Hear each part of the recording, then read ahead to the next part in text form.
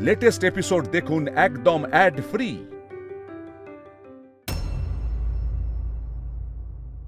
তুই আর কি ব্যবস্থা করবি রাঙাবো? দেখছিস তো তোর গোয়েন্দাগিরির ফল। বাড়িতে একটার পর একটা ঘটনা ঘটছে আর অশান্তি লেগেই আছে। আমি সেটা বলছি, প্রথমে সোনা ঠাকুরপো, তারপর ফুলবো। তুই বাবা একটু শান্ত হ, এরকম চললে সংসারে আগুন লেগে যাবে। এ কি বড় বৌদি, তুমি রাঙা বৌদিকে এইভাবে কথাগুলো শোনাচ্ছ কেন? এতে রাঙা বৌদির কোথায় দোষ? দেখো, সোনাদার বেলায় বাবা রাঙা বৌদিকে বলেছিল চোর ধরার কথা, আর আমার আশীর্বাদের হারটা চুরি হওয়ার সময় তো আমি রাঙা বৌদিকে বলেছি চোর ধরার কথা। আর তুমি রাঙা বৌদিকে বলছো যে রাঙা বৌদির গোয়েন্দাগিরির জন্য আমাদের সংসারে নাকি আগুন লাগছে।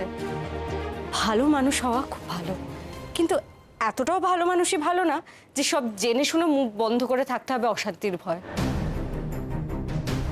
বড় বৌদি, তুমি কি দেখোনি যে আমার আশীর্বাদের দিন রাজেশের বাড়ির সামনে বাবা মার কতটা অসম্মান হয়েছে? আমি না সেটা মেনে নিতে পারছিলাম না গো। তাই আমি রাঙা বৌদিকে বলেছি হারটা খুঁজে বের করার জন্য। এতে রাঙা বৌদির কোনো দোষ নেই। মা, মা, একে রে দিদি, তুই হঠাৎ এই সময় এখানে? আশ্চর্য, আস্তে নাস্তে এই প্রশ্ন কেন এসেছি? আরে বাবা, এসেছি যখন কোনো দরকারেই তো এসেছি নাকি? ও এমনি বলে ফেলেছে, আমি মাকে ডেকে নিয়ে আসছি। হ্যাঁ, একটু মাকে তাড়াতাড়ি আসতে বলো তো, আর বলো বাবা মায়ের সঙ্গে আমার খুব দরকারি কথা আছে। কুকুর আশীর্বাদের পর থেকে বাড়ি থেকে দুদিন শান্তিতে ঘুমোতে পর্যন্ত পারিনি, জানো? মানে কেন, কি হয়েছে তো?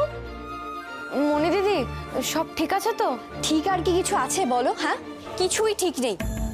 ওই বাড়িতে ওই ছেলের সঙ্গে আমার বোনের বিয়ে হবে, এটা ভেবেই না টেনশনে আমার রাত্রে ঘুমই হচ্ছে না। এই দিদি, কি বলছিস তুই এসব? হ্যাঁ, আর ওই ছেলে এটা আবার কি কথাবার্তা? রাজেশ কি খারাপ নাকি? ওই তো পরিবারের ছিরি। আসার পর থেকে না দেখেই আমার বিরক্তি লাগছিল। প্রথমে তো এসে বাঙালিদের কত নিন্দা করলো, তারপরে আমাদের বাড়ির গয়না নকল বলে আশীর্বাদ বন্ধ করার চেষ্টা করছিল। বড় বৌদি, কি বলছে দিদি এগুলো? ভুলটা কি বলেছি? এরপর ওই বাড়িতে তোর বিয়ে হলে তোকে টিকতে দেবে ভেবেছিস? ও হো, বুঝতে পেরেছি এবার। তুই আমার বিয়েতে ভাঙচি দিতে এসেছিস, তাই তো? ভাঙছি মানে? তুই কি বলছিস খুকু? এসে থেকে ওরা কিরকম অসভ্যতামি করছিল তুই দেখিসনি? হ্যাঁ, মেয়েরা নাকি শুধু রান্না করার জন্য জন্মেছে, পড়াশোনা করার কোনো দরকার নেই। এটা কোনো কালচার হলো? হ্যাঁ, আমাদের সাথে ওই বাড়ির কোনো মিল আছে তুই বল? দিদি প্লিজ, আমি কিন্তু ওদের বাড়ির প্রত্যেককে বিয়ে করছি না। আমার বিয়েটা কিন্তু রাজেশের সাথে হচ্ছে। জানি জানি, কিন্তু তুই ওই বাড়ির ছেলেকেই তো বিয়ে করছিস। খুকু, আমার কথা শুনে দেখ, ও কিন্তু তোকে টাকার জন্য বিয়ে করছে। দিদি, মুখ সামলে কথা বল, কি বলতেটা কি চাইছিস?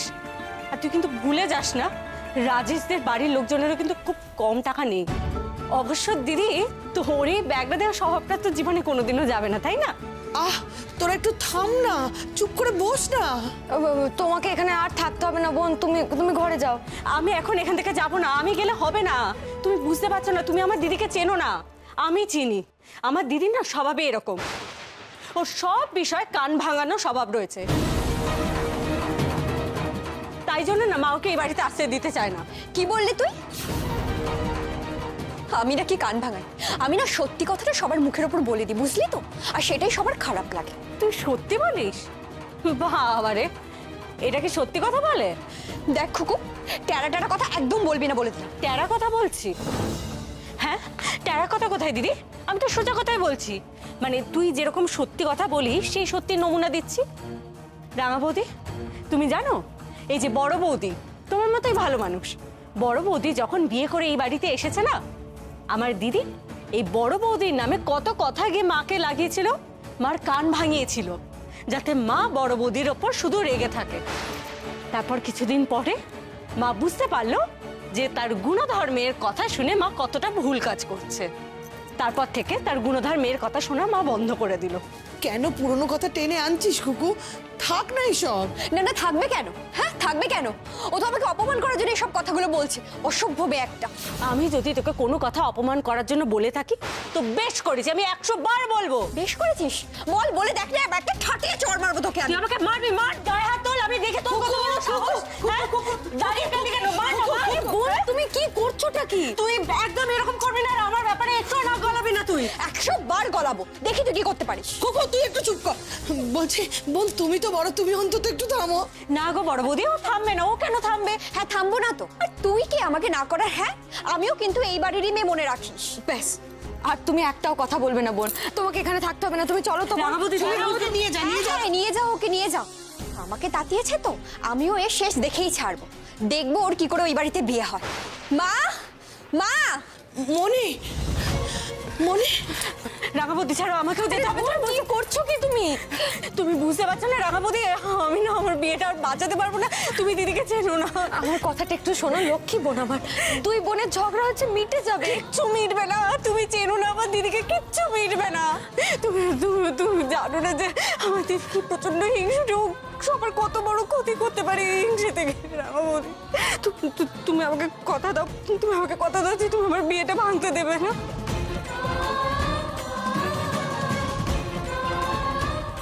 ওই কথা দিচ্ছি বোন, তোমার বিয়ে আমি কিছুতেই ভাঙতে দেব না। তুমি বিশ্বাস করো, রাজেশের বাড়ির প্রত্যেকটা লোক না খুব ভালো, খুব ভালো। আমি জানি যে ওরা আমাদের থেকে অনেকটা আলাদা, কিন্তু একটা কথা বলো তো, এই আলাদা হওয়াটাকে খুব অন্যায়। না না, কেন কেন কেন অন্যায় হবে বলো? কেন অন্যায় হবে? আর তুমি তো জানো যে তোমার হবু শ্বশুর বাড়ির লোকজনকে জেঠুমনি বড় মা খুব পছন্দ করেন। দেখলে না কত সুন্দর আপ্যায়ন করলেন। আর আমরা সবাই জানি যে আমাদের বোন কখনো কোনো খারাপ মানুষকে পছন্দ করতে পারে না। আমি তো জানি যে তুমি বুঝেছো যে দাদা তোমাকে সুখী রাখবে, তাই তো তুমি পছন্দ করেছো। আমরা জানি, বিশ্বাস করো। ঠিক বলেছ। হ্যাঁ গো রাঙা বৌদি, তুমি ঠিক বুঝেছো। আর আমি সেটা বুঝতে পেরেছিলাম বলেই তো এত প্রতিকূলতার মধ্যেও রাজেশের সাথে সম্পর্কটাকে আমি টিকিয়ে নিয়ে গেছি। তুমি জানো না ওর সাথে আমাকে সম্পর্কটা টিকিয়ে নিয়ে যেতে বাড়ির প্রত্যেকটা লোকের সাথে কতটা লড়াই করতে হয়েছে। কলেজে ভর্তি হওয়ার প্রথম দিনই আমার বিয়ে ঠিক করতে যাচ্ছিল সবাই। অনেক কষ্ট করে আমি বাবাকে রাজি করিয়েছি এই সিএ ক্লাসে ভর্তি হওয়ার জন্য। তুমি জানো রাঙা বৌদি, দিদি সেটা নিয়েও আমার সাথে হিংসা করেছে। সবাইকে বলেছে যে কেন আমাকে কলেজে পড়ানো হচ্ছে, কেন আমার বিয়ে দেওয়া হবে না, আরো কত কি। ভাগ্যিস আমি এই সিএ ক্লাসটাতে ভর্তি হয়েছিলাম। ওখানে গিয়ে রাজেশের সাথে আমার আলাপ হয়। ও আমার সিনিয়র ছিল, খুব ব্রাইট স্টুডেন্ট। কিন্তু তুমি যে জানো রাঙা বৌদি যে আমাদের বাঙালিদের না সব বিষয়ে একটা নাকুচুর ব্যাপার রয়েছে, আমারও সেটাই ছিল। কিন্তু আমি ধীরে ধীরে বুঝতে পেরেছি যে ও কতটা বড় মনের মানুষ। তুমি তো জানো রাঙা বৌদি যে আমাদের মতো পরিবারে পাল্টি ঘর ছাড়া বিয়ে হয় না। এই সব কিছুকে উপেক্ষা করেও প্রত্যেকটা মানুষের সাথে বাড়ির লড়াই করে আমি রাজেশের সাথে সম্পর্কটাকে টিকিয়ে নিয়ে গেছি, সবাইকে বিয়েতে রাজি করিয়েছি। কিন্তু আমার মনে হচ্ছে এখন আমি আর কিছু বাঁচাতে পারবো না। রাঙাবতী, রাঙাবতী, আমার সব স্বপ্ন, সব ইচ্ছে, সব কিছু শেষ হয়ে যাবে রাঙাবতী। আমি আমার বিয়েটা বাঁচাতে পারবো না। তুমি এরকম ছেলে মানুষই করো না লক্ষ্মী বোন, আমার কিচ্ছু শেষ হবে না। দেখো আমার কথা শোনো, তোমার পাশে থাকা মানুষটা যদি তোমার হাত না ছাড়ে তাহলে তোমাদের সম্পর্কে কোনো আঘাত আসতে পারে না, যে যতই চেষ্টা করুক। বুঝলে এবার? বুঝতে পেরেছি রাঙাবতী, খুব বুঝতে পেরেছি। তোমার এত মনের জোর কেন বলো তো? রাঙাদার জন্য। কারণ তুমি জানো যে রাঙাদা তোমার হাতটা শক্ত করে ধরে রয়েছে। ও কোনোদিনও তোমার হাত ছেড়ে দেবে না, কোনোদিনও তোমাকে একা করে দেবে না। তুমি খুব লাকি রাঙা বৌদি, তুমি ভীষণ লাকি। তোমার ভাগ্য খুব ভালো বোন, খুব ভালো। দেখো শুধু কিছু কিছু জিনিস না সময়ের উপর ছেড়ে দিতে হয়। একটা বার ছেড়ে দেখো, তুমি একদম ঠকবে না। দেখবে তোমার পাশে থাকা মানুষটাই না তোমার মনের শান্তি আবার ফিরিয়ে আনবে। লক্ষ্মী বোন, শুধু তুমি তোমার মনের জোরটা হারিও না।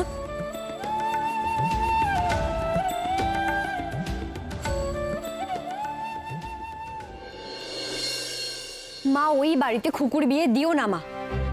ওকে কিছু বলতে গেলে ও তো আমার কথা বুঝছেই না, উল্টে আমার উপর রাগ দেখাচ্ছে। মা, তুমি অন্তত আমার কথাটা শোনো মা। এই সোনা বৌদি, কিছু বলো না মাকে। হ্যাঁ মা, এটা কিন্তু মনি ঠিকই বলেছে মা। মনি খুব একটা ভুল কথা বলছে না, আপনি একটু ভেবে দেখুন। আর মা, তুমি তো নিজেই দেখলে বলো, ওই বাড়ির বউরা এক গলা ঘোমটা দিয়ে থাকে। ওই বাড়িতে যদি আমাদের খুকুর বিয়ে হয়, আমাদের খুকু কিছুতেই ভালো থাকতে পারবে না। বড় মা, তোমার আবার এখানে কি দরকার রাঙাবো? না না, আমি ওই একটু জল। এই, তুমি যাও তো এখান থেকে। মা, তুমি অন্য কথায় মন দিও না, তুমি আমার কথাটা শোনো। আমি যা বলছি খুকুর ভালোর জন্য বলছি মা। মা, রাজেশদের বাড়ির বউদের ঘোমটা তুলে মুখ দেখানোর জো নেই, কথা বলার অধিকার নেই। আর কথা বললেও তো কথার ওই ধরন। মেয়েদের নাকি রান্না বান্নাই সব। ভাবো তুমি একবার। মা, ওদের বাড়ির সঙ্গে আমাদের বাড়ির কোনো মিল নেই। ওরা ভালো লোক নয় মা। আসার পর থেকে সমস্ত কিছুতে অসুবিধা। প্রথমে খাওয়া দাওয়া নিয়ে শুরু করলো, তারপর ওরা কত নাচানাচি করে। ওদের গয়না ভালো, আমাদের গয়না নকল, এসব নিয়ে কম গোলমাল পাকানোর চেষ্টা করলো তুমি বলো?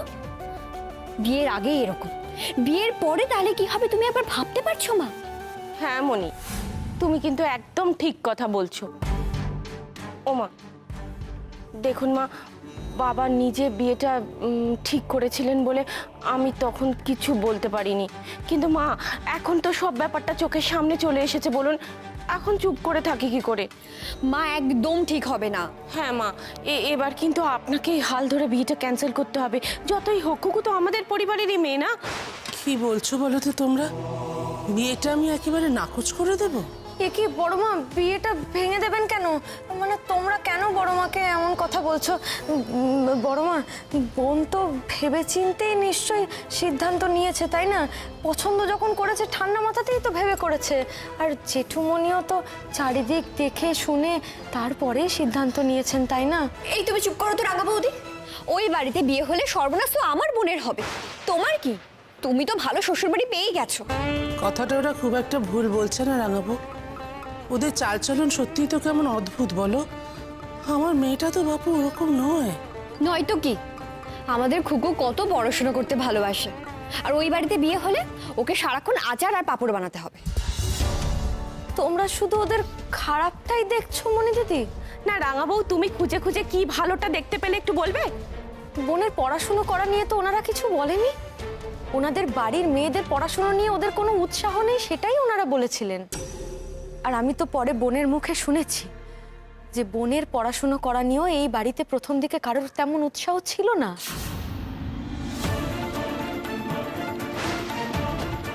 বোন নিজের ইচ্ছার জোরে, নিজের জেদে জেঠুমনিকে রাজি করিয়ে তারপর অতদূর পড়াশুনো করেছে।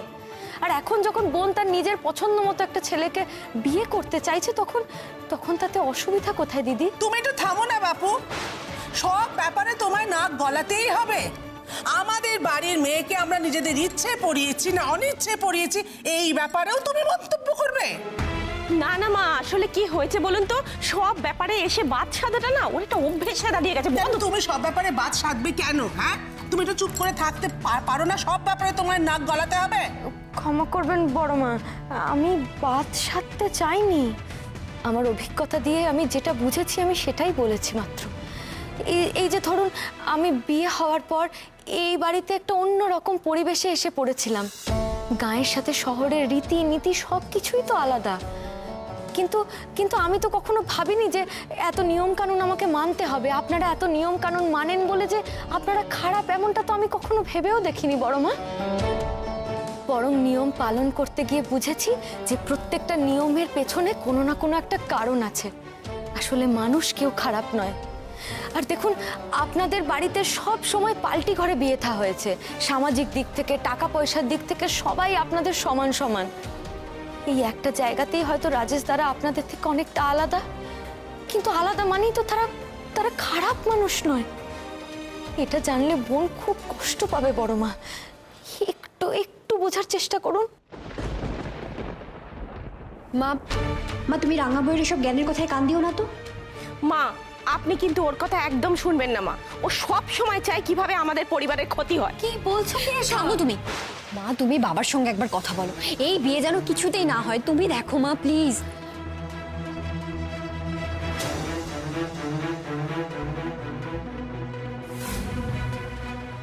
এ কি ঝামেলা শুরু হলো বিয়ে নিয়ে? কি অকারণ অশান্তি শুরু করলো এরা।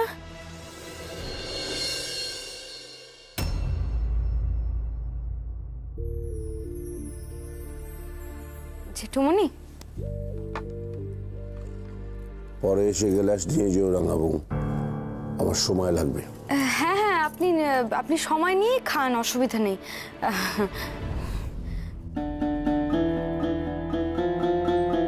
তুমি কি আমায় কিছু বলতে চাও? হ্যাঁ মানে ওই ছোট মুখে বড় কথা বলা হবে, কিন্তু কথাটা না বললেও নয়। বলে ফেলো। আসলে ওই বোনের বিয়ে নিয়ে কিছু কথা ছিল আর কি। বলতে পারি?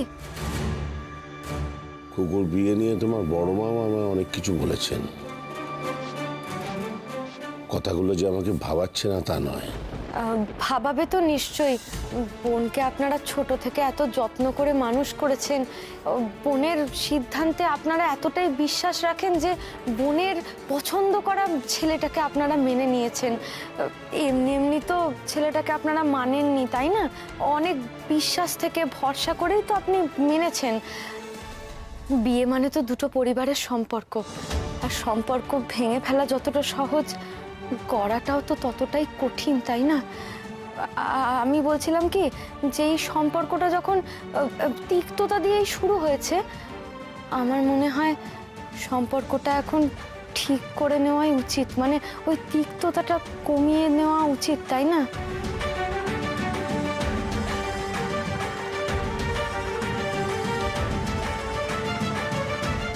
বাবা, কি ব্যাপার? বাবা কি হলো?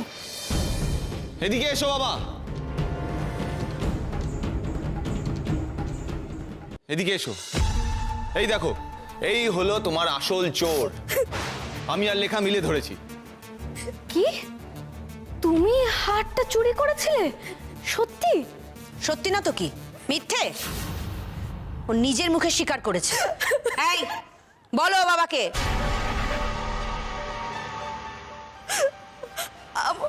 আমার খুব বড় ভুল হয়ে গেছে কর্তাবাবু, আর কোনোদিন করব না। আমায় ক্ষমা করে দিন কর্তাবাবু, ক্ষমা করে দিন। সব চোর ছেচোরা আমাদের বাড়িতে কাজ করে বেলা? আমি তো আগেই বলেছিলাম বাবা, আমি চুরি করিনি। এরকম নীচ কাজ আমি করতে পারি? আপনি একবার ভাবুন তো। শোনো না, তুমি নিজের মুখে বলছো বটে যে তুমি চুরি করেছো, কিন্তু তুমি সেটা করলে কিভাবে? মানে ওটা হাতের কাছে পেলে কেমন করে বলো তো? বাহ, হ্যাঁ হ্যাঁ হ্যাঁ, বাবা জানলো কি না জানলো তাতে কি যায় আসে? ওনাকে জানানোটা আগে দরকার। ওনার মনের সন্দেহটা দূর করতে তো হবে, তাই না? আমাদের পরিবারের বড় গোয়েন্দা উনি। সুযোগ পেলেই পরিবারের সবাইকে কিভাবে চোর বানাবে সেটা উনি ফোন দিয়ে। চুপ করো কিরণ। বাড়ির বউয়ের সঙ্গে তুমি এইভাবে কথা বলতে পারো না, ভদ্রতাটা শেখো। বাবা, পাখি বাড়ির সকলের সঙ্গে অভদ্র ব্যবহার করে, সেটা কোনো দোষ নেই। ও চোর প্রমাণ করে দেয় বাড়ির লোককে, তাতে কোনো দোষ নেই। ওকে কিছু বললেই দোষ। তুই থাম না বাপু, কেন অযথা অশান্তি বাড়াচ্ছিস? চুপ কর। এই মেয়ে, তুই বল সবটা, স্পষ্ট করে খুলে বল। অমন অমন হার তো কখনো দেখিনি চোখে কর্তামা, তাই আর লোভ সামলাতে পারিনি। ফুল বৌদির ঘরে কাজ করতে ঢুকে নকল হারখানা দেখলাম, তারপর মায়ের পায়ের সামনে আসলটা। দুটোকে অদল বদল করে আসলটা ফুল বৌদির ঘরে টপে পুঁতে রেখেছিলাম।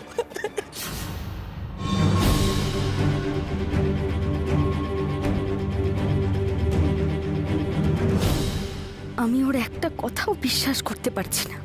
আমার প্রথম থেকেই ওর ওপরেই সন্দেহ হয়েছিল মা। আমি যে নকল হারটা বানিয়েছিলাম ওটার দিকে না হাঁ করে তাকিয়ে থাকতো। তারপরে এই প্রশ্ন সেই প্রশ্ন, ব্যাস আমি 2 2 4 করে ফেললাম। একটু চেপে ধরতেই ও সত্যি কথাটা গলগল করে বলে দিল। ও মা, আমাদের তো ঘরদোর সব খোলা পড়ে থাকে গো। এই কদিনে তুই আরো কত কি সরিয়েছিস কে জানে। না না না, একটা ছেড়ে দেওয়া যাবে না, একে এক্ষুনি পুলিশে দেওয়া দরকার বাবা, ওকে এক্ষুনি পুলিশে দাও। হ্যাঁ নিশ্চয়ই, পুলিশে তো দিতেই হবে।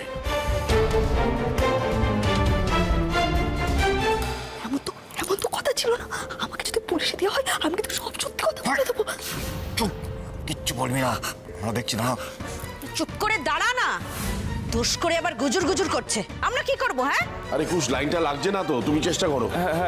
হ্যাঁ জেঠুমনি, আমি বলছি কি এক্ষুনি ফোন করে আসতে বল। এই কুশ, দাঁড়া দাঁড়া দাঁড়া, আমি দেখছি। বলছিলাম বাবা, দেখো ও তো গরিব, আর এত দিন ধরে আমাদের বাড়িতে কাজ করছে, মানে আগে তো কখনো এরকম কোনো কাজ করেনি, তাই না? হ্যাঁ বাবা, আগেই পুলিশে দেবেন না। ভুলবো? আরে তুই এই কথা বলছিস? এই মেয়েটার জন্য তুই বাড়ি থেকে বের হয়ে যাচ্ছিলিস আর তুই ওকে আটকাচ্ছিস। সে আর আমি কি করব বলো, সবই আমার কপাল। কিন্তু কিন্তু ও তো অভাবী মানুষ বলো, ওকে পুলিশে দিলে তো ওর সংসারটাই ভেসে যাবে। আজকে গরিব বলে ওকে যদি তুমি ছেড়ে দাও, কালকে আরো একটা চুরি করবে, সেটা ভালো হবে? এরকম বলো না সোনাদা। বাবা, এটা তো ওর প্রথম ভুল, ওকে আপনি অন্য কোনো শাস্তি দিন, পুলিশে দেবেন না দয়া করে। পায়ে পড়ি করতে বাবু, আমাকে পুলিশে দেবেন না, আমাকে ক্ষমা করে দিন। আমি আমি কোনো দিন কোনো জিনিসের দিকে চোখ তুলে চাইবো না কর্তা বাবু। ক্ষমাই তো পরম ধর্ম বাবা। দেখো, আমাদের পরিবারের যে কেউ চুরিটা করেনি সেটা তো আমরা জানলাম, তাই না? এটাই তো অনেক। বলছিলাম যে এই অশান্তিটা এখানেই শেষ করে দিই না আমরা। এটা কিন্তু ঠিক হবে না, এটা আমি বলে দিলাম। ঘরে একটা চোর পোষা, এটা তুমি এত করে ক্ষমা চাইছো, তাই দিলাম না পুলিশে।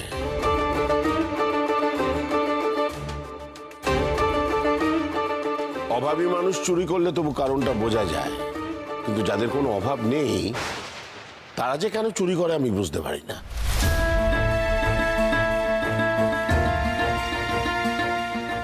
যেটা হলো সেটা ঠিক হলো না কুশবাবু। পাখি চোর তো ধরা পড়লো, ঠিক হলো না মানে কি বলতে চাইছো তুমি?